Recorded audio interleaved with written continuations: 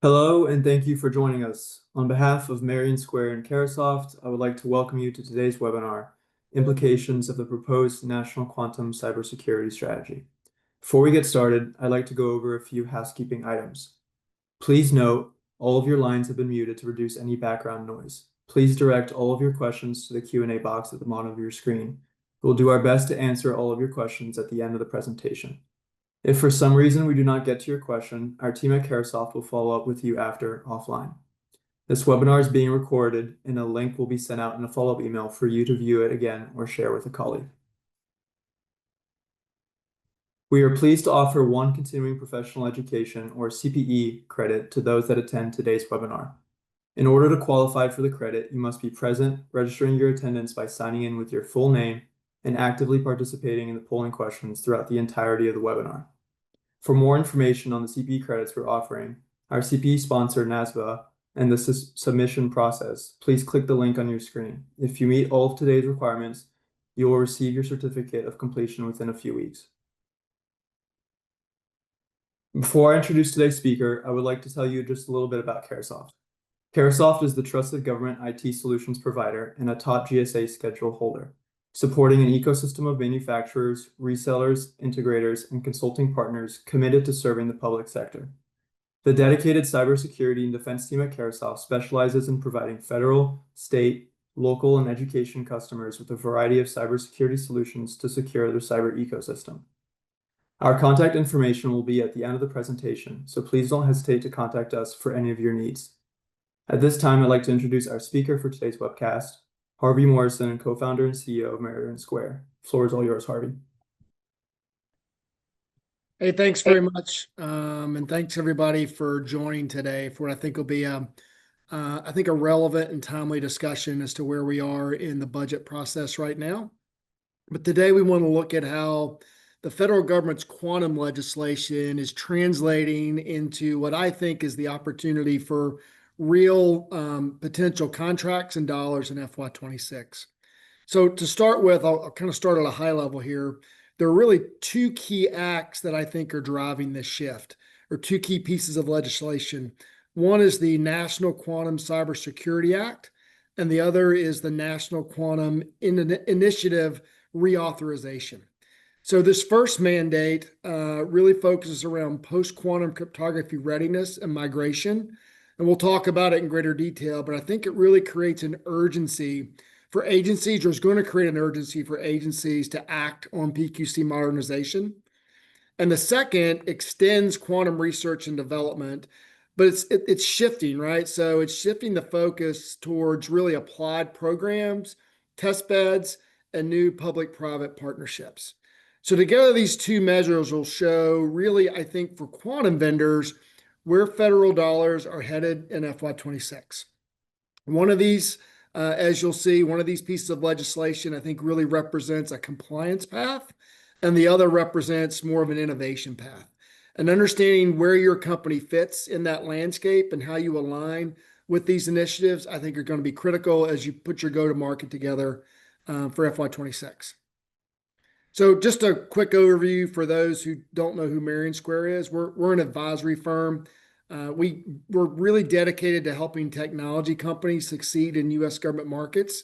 We've been a Caresoft partner for years, and whether you're a company that's just entering the public sector or looking to scale out your federal sales and accelerate growth, we really specialize in developing and aligning go-to-market strategies with agencies, specific value drivers, mandates, those sorts of things. So again, thanks for the opportunity to be able to present here today.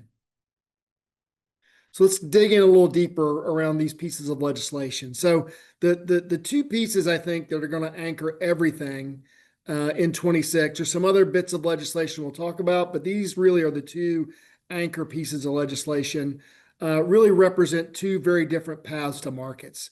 So one is the Cybersecurity Strategy Act, and it's about cryptography, migration, and urgency. It really recognizes that adversaries, the PRC and others, are out there collecting encrypted data today from agencies, and really with the intent of when a quantum computer becomes fault tolerant, is able to run Shor's algorithm, it will break that cryptography later. So we've all heard of this as sort of the harvest now, decrypt later problem. Excuse me. And if you have sensitive data that is probably 5 years or older, like if it's going to be valid 5 years or later from now, that data is really at risk. And agencies, really can't wait for that perfect moment to start this migration. They really have to begin migration to post-quantum cryptography now. And this act really establishes the structure, the accountability, and the timeline for that migration, really requiring agencies to assess cryptographic risk, inventory systems, and launch PQC implementation pilots leading into FY27. That's a big thing we're going to talk about. There's really some teeth put behind this, and there's really some action items that agencies are going to have to hit. And then the National Quantum Innovation Reauthorization, on the other hand, is really more about research and application. Since 2018, the NQI has really driven quantum science across Department of Energy, National Science Foundation, and NIST. The pending reauthorization, still making its way through Congress, builds out on that foundation, but shifts from pure research to really applied programs. So think of things like shared test beds, translational pilots, and workforce development, where industry vendors can really actively participate, right? So before it was more theoretical thinking, let's kind of test these things out. Now the agencies are looking for, hey, we want to test it, but we want to test something we can actually potentially move right into production. So while the Cybersecurity Strategy Act really drives near-term compliance and migration, the NQI reauthorization, I think, drives sort of long-term innovation and partnerships. So for vendors, really understanding which side of the spectrum, right, or which side of these two legislative acts you fit on, or how your solution maybe bridges both is key, because agencies will be spending in both lanes or both areas. One will be focused around securing what exists today, and the other will be focused around sort of, hey, what comes next, and how do we sort of figure what that out is, and then grow that into applications and solutions that government can use today. So next slide, please. So, why this kind of matters now, or why I think we're at an important inflection point here from a quantum perspective.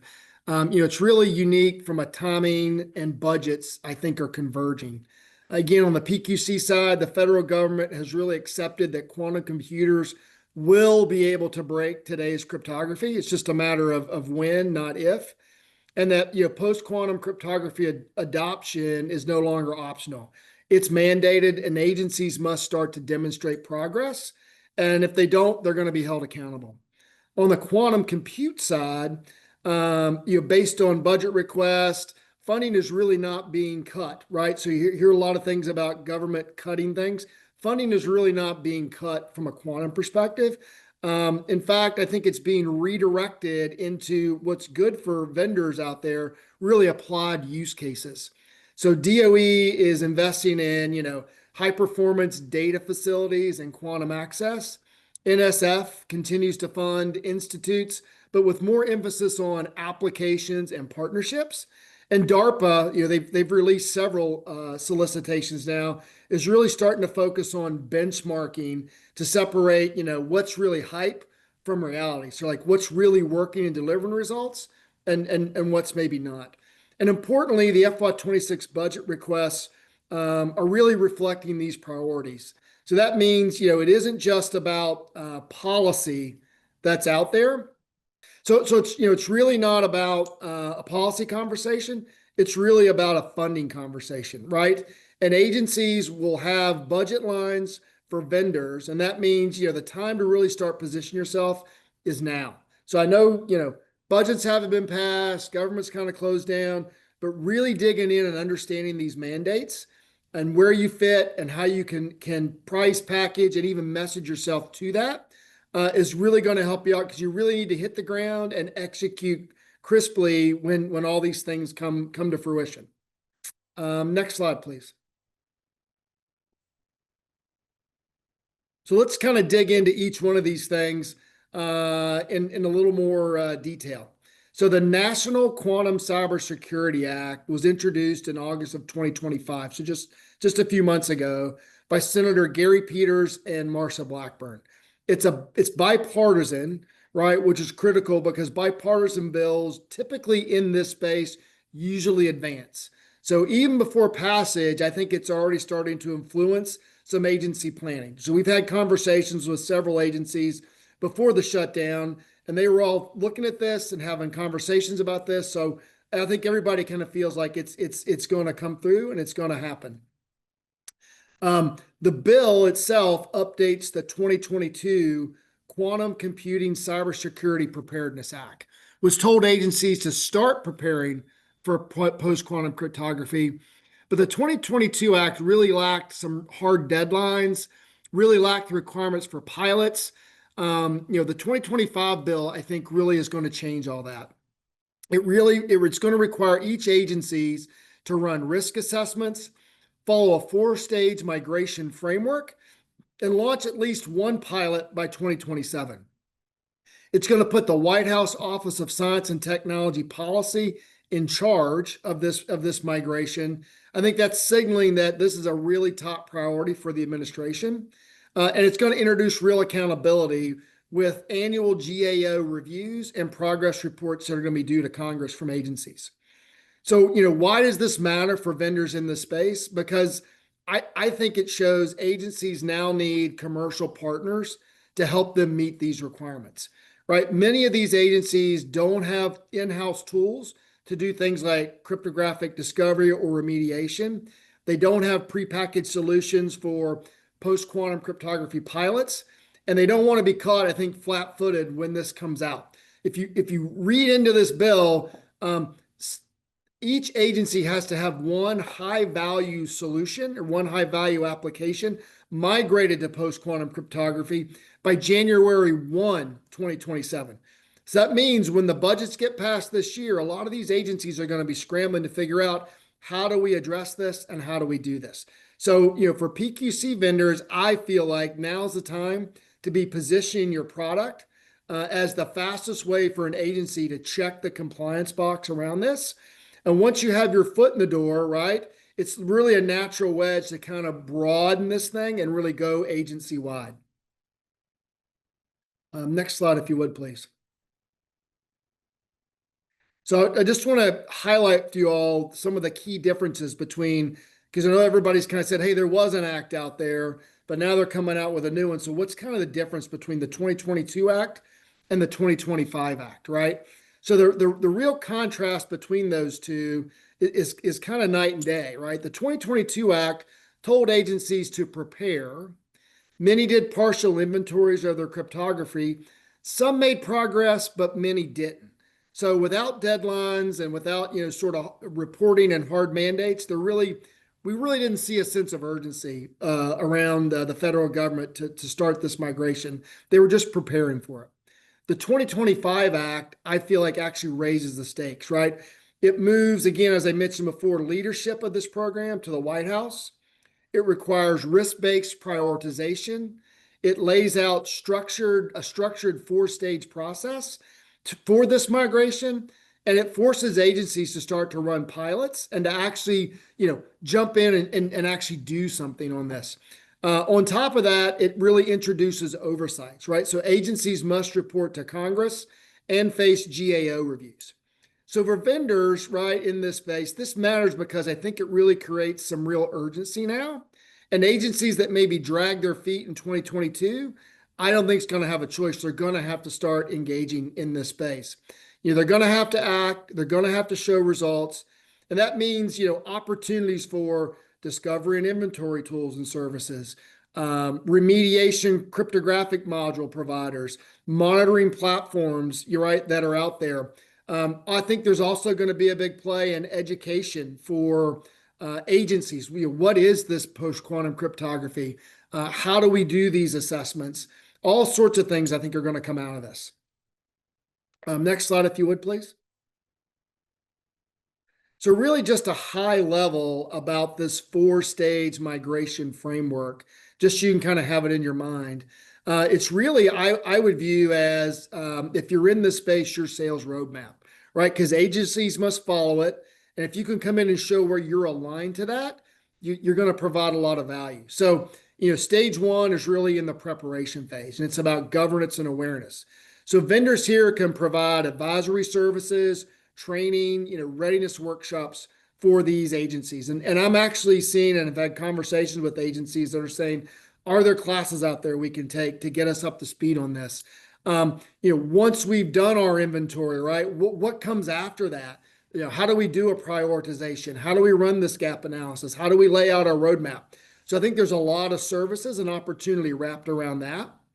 Once you've got this preparation done, the next big piece of this is your inventory, right? And I think this is the largest immediate opportunity for organizations today, where agencies must come in and they must catalog all their cryptographic assets. And that's going to require tools and services many agencies don't have, right? So vendors with crypto discovery solutions really should be leaning in heavily here and having conversations with agencies. The next stage is once you've done that inventory, then you now have to do the remediation, right? So the implementation of this is really kind of the heavy lift, right? This is where agencies have now done their inventory, done their gap analysis, laid out their roadmap, and now start to deploy these PQC algorithms and integrate this into legacy systems. A great example of where this can cause problems is the Navy has a program out there now where they've got a lot of legacy platforms, and they're trying to figure out what's going to happen when we put these larger PQC encryption algorithms into these systems.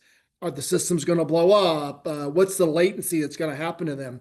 So there's a lot of work that's going to go into this migration and figuring out or helping agencies figure out what's the best way to do it, what's the best technology to use for that, and then what's really going to happen with a lot of these legacy systems, and how do we plan for that and make sure we can continue to do our mission while we make this migration. The fourth stage is around monitoring, right? So it's ensuring compliance over time. So agencies must track progress and report annually, right? So vendors who can help them deliver dashboards, validation tools, or automate reporting, I think will have recurring revenue opportunities as agencies get through the deployment phase or this remediation phase, and then go into those out years where they have to maintain it and again provide the regular reporting. So for post-quantum cryptography vendors, I think the advice is clear, right?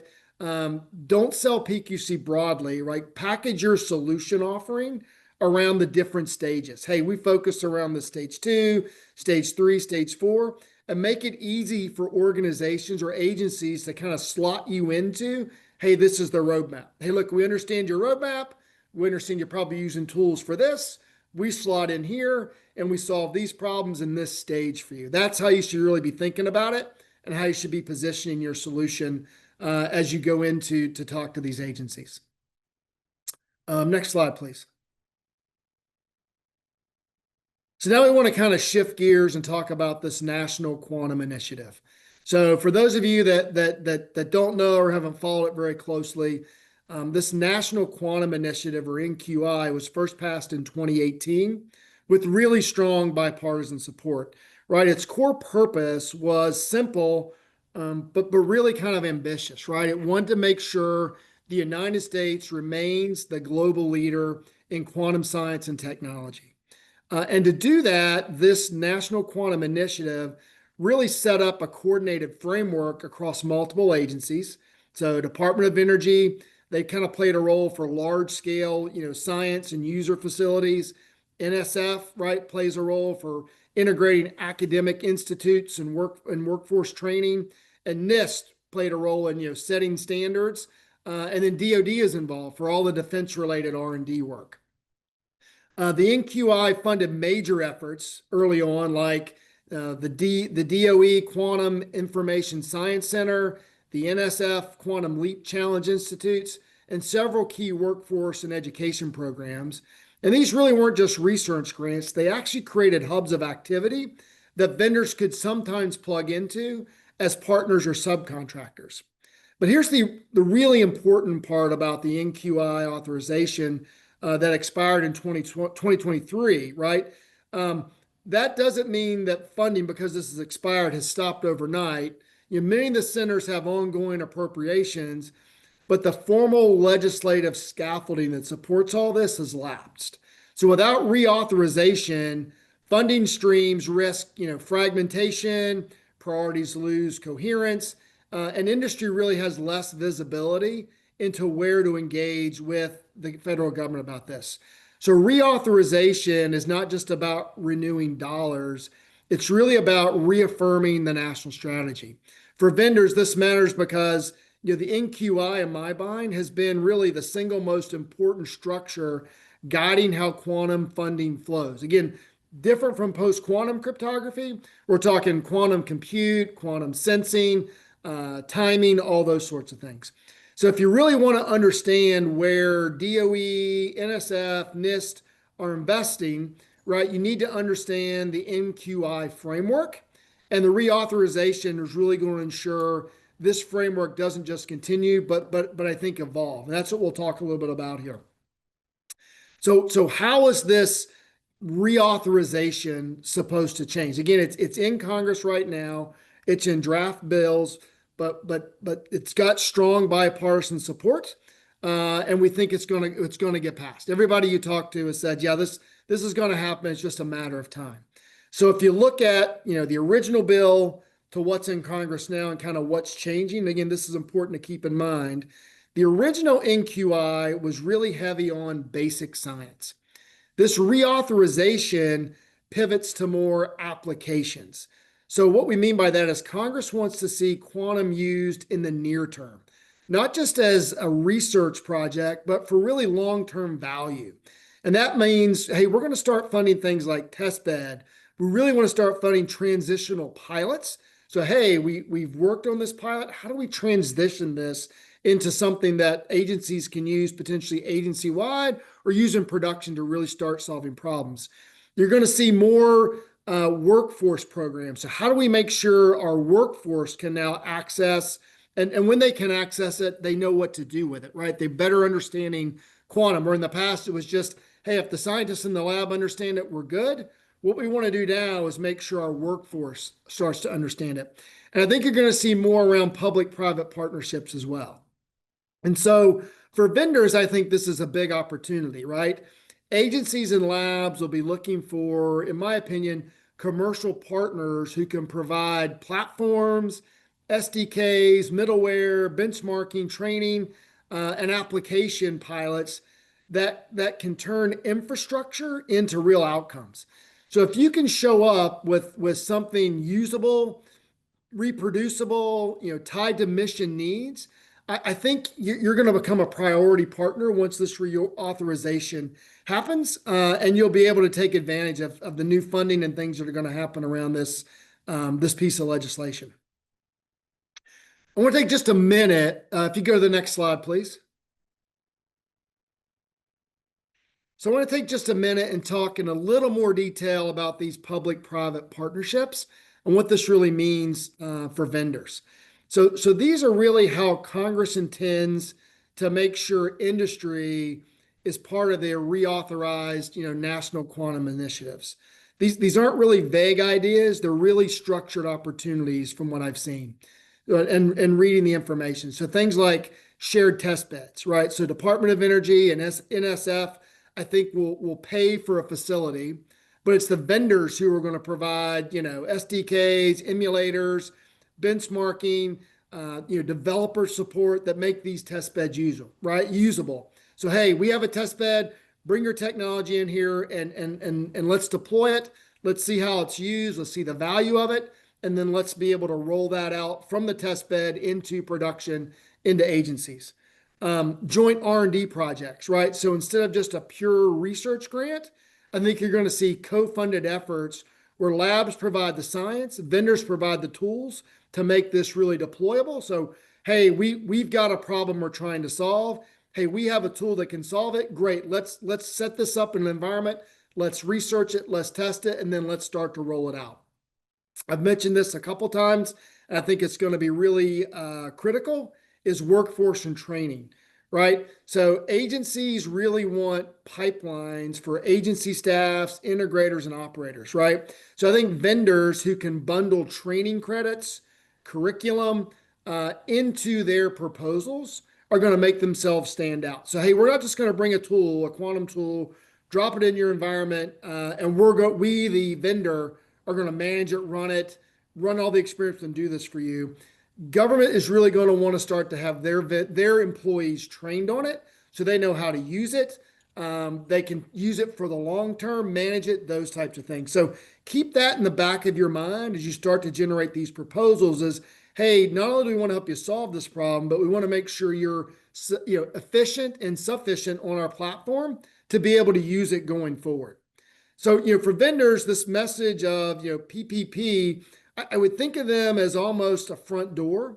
Join consortiums early, pitch your product as a bolt-on that makes test beds and pilots useful, and then always kind of bring in workforce support with you. I think that's how you can start to win and really take advantage of this reauthorized NQI and the programs that it's going to have. Next slide, please. So, while we talked about, the two big anchor programs, the Cybersecurity Strategy Act and the NQI Reauthorization Act, and again, I think these are the most significant drivers. There are also several additional bills that are working their way through that I think are going to shape the federal quantum landscape that vendors should just at least keep on your radar, right? While they don't create sort of the same direct budget flows as those two anchor legislations do, I think they do kind of set a tone that's going to establish, oversight and accelerate adoption across various sectors. So the first one is, HR 4942, really this Quantum Encryption Readiness and Resilience Act. And this bill directs congressional oversight committees to really assess how prepared U.S. agencies are for the quantum future. So I like to think of this as like a diagnostic legislation, right? It doesn't compel agencies to buy technology yet, but it requires reports that expose readiness gaps, is what that does. And for vendors, those reports matter, right? Once the gaps are documented, Congress often follows up with targeted funding or mandates to make sure those gaps are closed. So I think that's where you can position yourself, follow this, understand the gaps, and position yourself as a solution agencies will need, right, once the oversight findings are released. The second is the FY26 NDAA, so the National Defense Authorization Act. As always, this is a must-pass defense bill. And this year includes several quantum-related amendments, from the Quantum Secure Communications and Readiness Assessment to early quantum networking pilots. So because the NDAA pretty much always becomes law, any quantum provisions written into this are effectively guaranteed funding paths for defense and intelligence programs. So if you're selling or targeting the DoD or the IC, really start to track these NDAA amendments. I think it's going to be essential, right? They tend to move faster and with higher certainty than standalone bills. And I think it'll be a really good roadmap to tell you, hey, where should we be targeting inside of the Department of Defense? And so the final bill or piece of legislation I think you should really take a look at is S2558, or the National Quantum Cybersecurity Migration Strategy Act. This Senate companion to the Peters-Blackburn Cybersecurity Strategy Act really reinforces bipartisan support for a national PQC migration plan and keeps the issue active in both chambers of commerce. So together, these companion bills, I think, increase the likelihood of a unified version that will be enacted in this coming up legislative cycle. The other thing that's out there we hear a lot about, but haven't seen anything official come out yet, is I think once Congress gets back, the government gets open again, there's going to come a White House executive order specifically around migration to post-quantum cryptography for agencies as well. That's going to go along with these bills. That's going to, again, I think, really drive a sense of urgency for agencies to get this done and to make it happen. So if you go to the next slide, please. So if you kind of bring all this together, right, to kind of sum some things up, we've talked a lot about legislative activity, but the reality is there are really two anchor pieces of legislation that matter for your business in 26 from a quantum perspective. First is this National Quantum Cybersecurity Act. This is the compliance driver, right? It forces agencies or will force agencies to act on post-quantum cryptography with risk assessments, a four-stage framework, and pilots for FY27, or by FY27, I should say. For PQC vendors, that's the opportunity, right? Position your tools as the fastest way for an agency to check the compliance box, look good in GAO reviews, and run a pilot that becomes a wedge into larger modernization work. So you really think about that as you go into brief your agencies and talk to them about your solution. And here's how we can make you compliant is a key piece to it. But the other key piece to it is here's how you can buy us, and we can make that really easy. So to keep those two things in mind, because agencies are going to be under a lot of pressure. Hey, we've got to be compliant, and I need to make sure I can be compliant very quickly and easily. And then, hey, if we select you, I got to be able to buy you or purchase you quickly and easily. So be sure to keep both of those things in mind as you're pulling this together. The second is the National Quantum Innovation Reauthorization. And again, this is really an innovation driver. I think it's going to sustain funding for quantum research, but shift emphasis towards applied programs, test beds, workforce development, and translational pilots. So for quantum compute vendors, quantum sensing vendors, quantum networking vendors, I think this is an opportunity to find and join these test beds, offer your capabilities, offer your services. And again, always think about bundling workforce elements into your proposal, and really start to think about how you can turn a pilot in this type of infrastructure into an outcome that then can be scaled throughout an organization.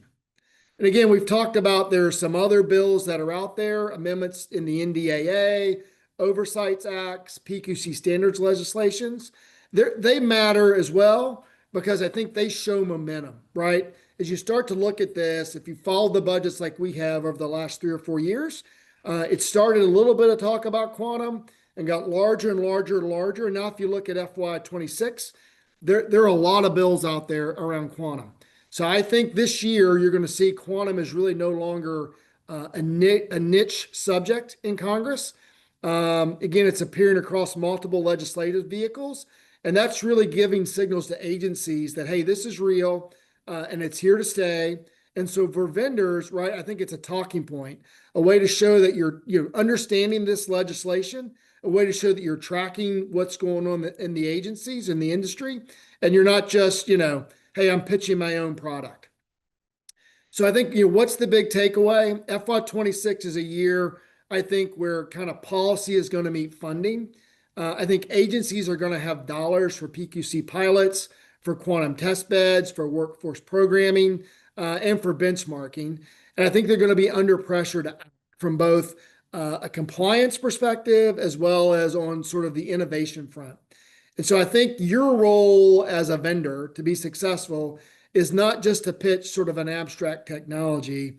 It's really to go in and to map your offering to these legislative anchors and how the budgets that they're creating.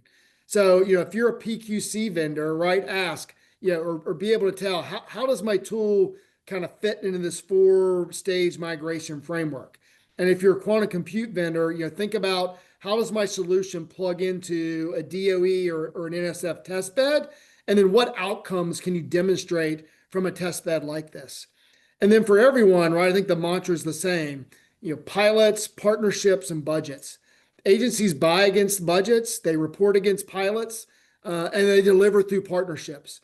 So if you can speak that language and align with both compliance and innovation, I think your position to win in FY26 is really going to dramatically increase. So with that, maybe we can open it up for some questions. I don't know if we've got any that are out there, Raphael, but I'll open it up to you. Thank you, Harvey. Again, if you would like to submit a question, please look to the Q&A pod at the bottom of your screen. Let's see here, Harvey, first question for you. Many agencies have completed cryptographic inventories, but haven't yet moved to remediation. What are the early indicators that an agency is ready to move from inventory to implementation, and how can vendors help accelerate that transition? Yeah, so I was at the Quantum World Congress. I've been at several quantum innovation forums for government, and I think one of the key things that you'll hear is government will say, "Hey, we've done our inventory. We're trying to figure out the remediation piece. Not sure how we're going to do it."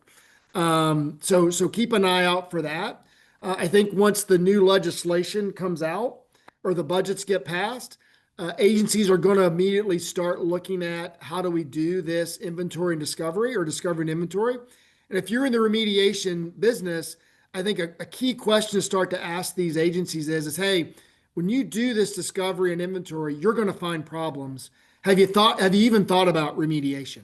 Right? We can help you with that. So make sure you really kind of lead with that conversation if you've got it, because they're going to be thinking about that. When we uncover all these problems and doing discovery and inventory, they're going to uncover problems. So be there to say we can very quickly help you do remediation. The other thing that I think is going to be important to drive the move to remediation is also offering services to help these agencies. Hey, once you've done your discovery and inventory, we can help you do things like complete your reports that you have to submit to OMB. We can help you do things like understand or do a gap analysis. We can help you gap analysis.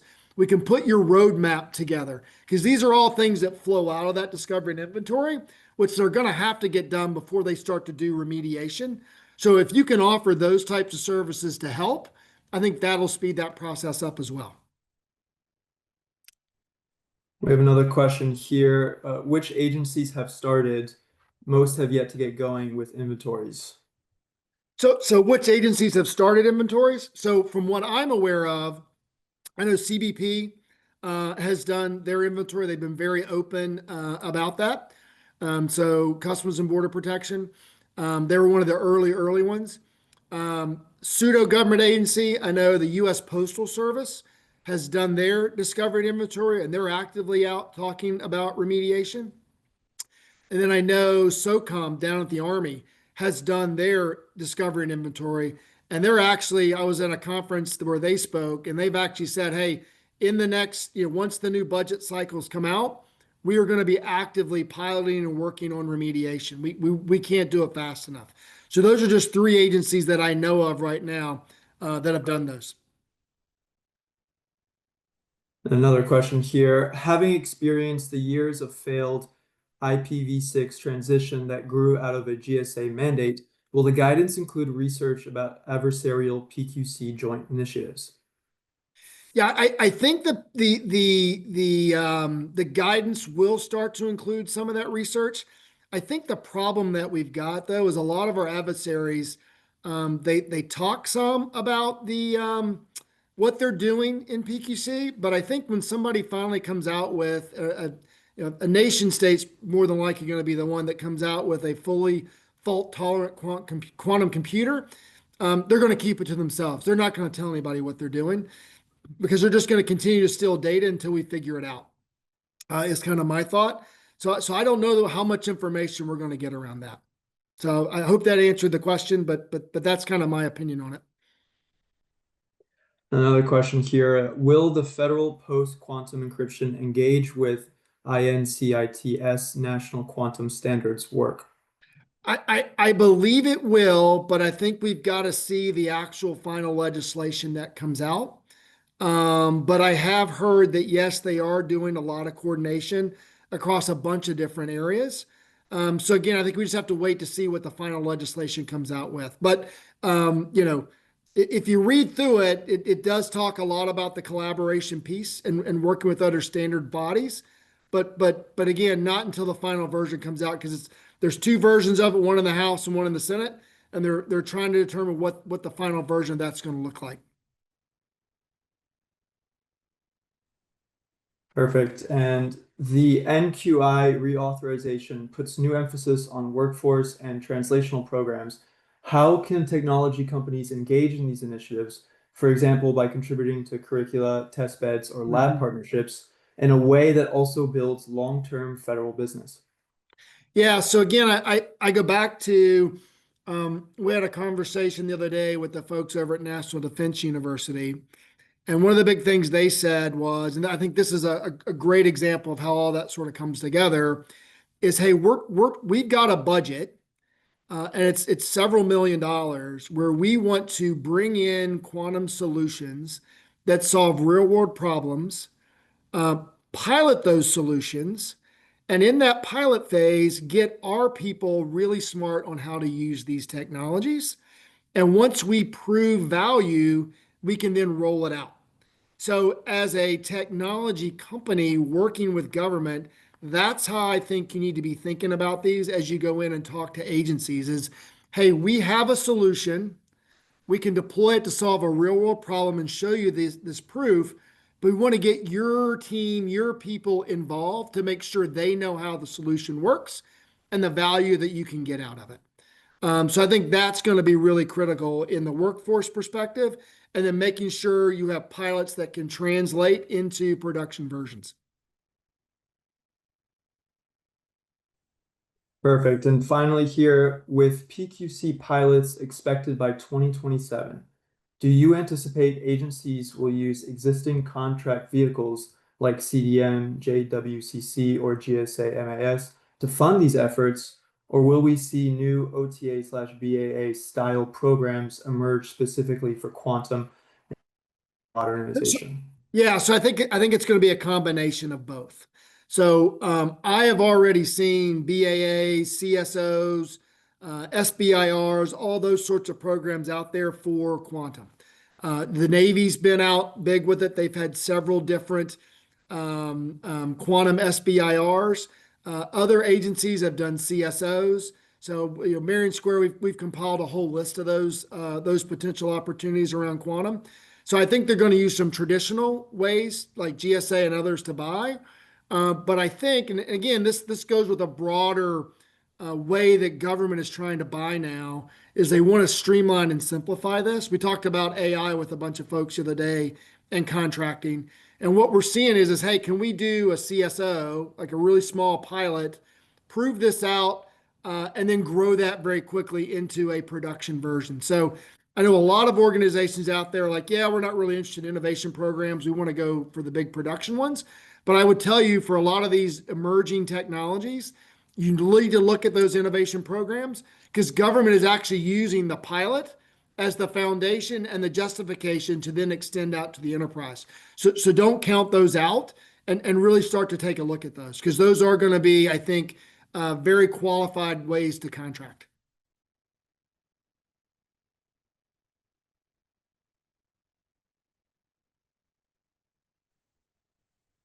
That is all the questions I'm seeing. Again, if you'd like to submit a question, please look to the Q&A pod.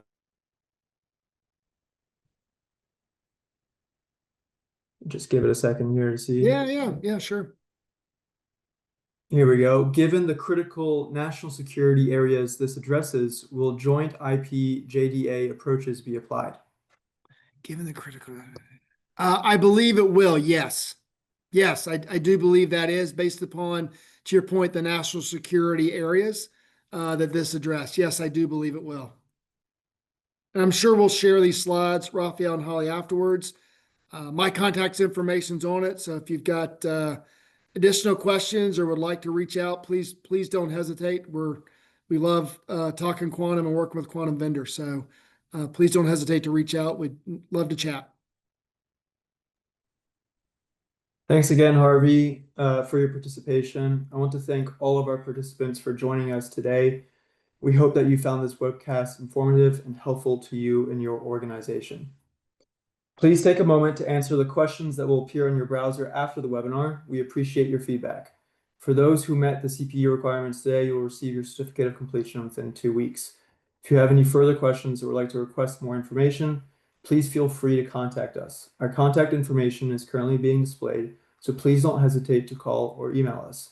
And finally, in the next day or two, we will be emailing you all a link to an archived version of this webcast, along with a few additional resources so you can review it or pass along to a colleague. Thank you again for attending. Thank you.